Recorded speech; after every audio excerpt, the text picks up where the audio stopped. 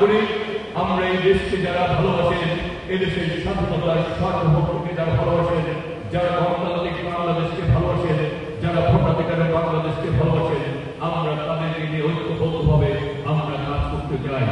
আজকে এখানে দৃঢ়ভাবে বলতে চাই, একটি কথা মনে রাখতে হবে, বর্তমান সরকার একটি গণতান্ত্রিক সরকার। বর্তমান সরকার মানুষের প্রত্যক্ষ ভোটের মাধ্যমে নির্বাচিত সরকার। বিগত সরকার হাসিনা সরকারের সাথে এই সরকারকে কেউ যদি তুলনা করতে চায়, এই সরকারকে উন্নয়ন কর্মকাণ্ডে যারা বাধাগ্রস্ত করতে চায়, আমরা মনে করি তারা এই দেশকে, এদেশের মানুষকে, গণতন্ত্রকে এবং উন্নয়নকে তারা বাধাগ্রস্ত করতে চায়। সুতরাং জুলাইয়ের হাজারো শহীদের রক্তের কাছে আমরা ঋণী। প্রায় 30,000 জুলাই যোদ্ধাকে পঙ্গুত্ব বরণ করেছে, আমাদের শত শত নেতা শহীদ হয়েছে, পঙ্গুত্ব বরণ করেছে।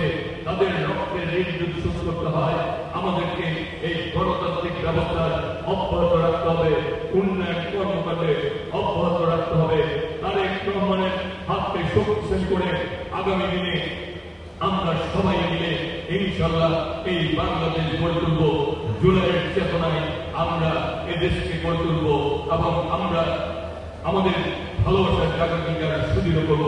আর রেল শ্রমিক কর্মচারী বাংলাদেশ জাতীয়তাবাদী রেল শ্রমিক কর্মচারী দল এবং রেল সকল পর্যায়ে কর্মকর্তা কর্মচারীদের উদ্দেশ্যে বলতে চাই, এদের আপনাদের আমাদের সকলের এদের যদি উন্নয়ন হয়, বাংলাদেশের মানুষের উন্নয়ন হবে।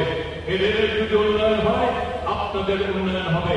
ইতিমধ্যে সরকার আপনাদের যে সকল অভাব অভিযোগ রয়েছে, রেলের জনবল স্বল্পতা, রেলের কর্মচারীদের পদোন্নতি, রেলের পোষ্যকতা, রেলের দুর্ঘটনা জনিত আমাদের যারা শ্রমিক রয়েছে তাদের পরিবারের সন্তানদেরকে চাকরি দেওয়া এবং রেলের বিভিন্ন পর্যায়ে যে সকল অনিয়ম রয়েছে এবং রেল শ্রমিকদের স্বার্থ সংশ্লিষ্ট হাসপাতাল, শিক্ষা প্রতিষ্ঠান সহ সকল পর্যায়ে আমরা আপনারা সম্মিলিতভাবে কাজ করে আমরা এই দেশকে এগিয়ে নিতে চাই।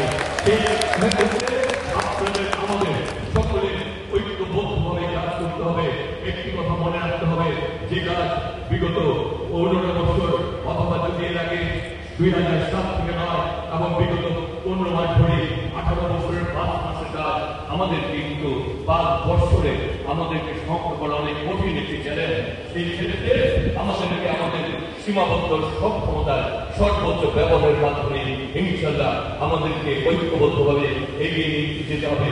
সেই প্রত্যাশা রেখে এবং সকল নেতৃত্বের প্রতি আবারও শ্রদ্ধা জ্ঞাপন করে এবং আজকের এই অনুষ্ঠানে আমাকে দাওয়াত দেওয়ার জন্য আপনাদের প্রতি কৃতজ্ঞতা জানিয়ে আজকের মতো বিদায় নিচ্ছি। সবাইকে অনেক অনেক ধন্যবাদ, কৃতজ্ঞতা এবং ধন্যবাদ। আসসালামু আলাইকুম।